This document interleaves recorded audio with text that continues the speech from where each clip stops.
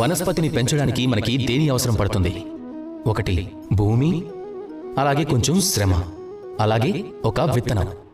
ఇప్పుడు ఒకవేళ మనం మనుషుల గురించి మాట్లాడితే ఇక్కడ భూమి ఉంది, మనిషి యొక్క జీవితం ఉంది. ఈ జీవితంలో తనకు ఇష్టమైన పూలను పళ్లను పెంచుకోవాలనుకుంటాడు. అందుకు శ్రమించటం మన కర్మ. అలాగే విత్తనం మన కర్తవ్యం. మన కర్తవ్యం ఫలించాలంటే మనం ఏం చెయ్యాలి?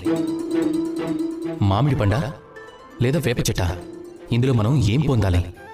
రసాలనిచ్చే పండ్లను పెంచాలా, చేదునిచ్చే వేప చెట్టును పెంచాలా అనేది మనపైనే ఆధారపడి ఉంటుంది.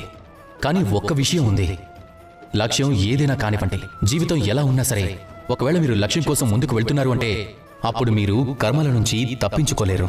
ఒకవేళ మీరు అలా తప్పించుకోకుండా ఉంటే అదప్పుడు మిమ్మల్ని వెంటనే మీ లక్ష్యానికి చేరుస్తుంది.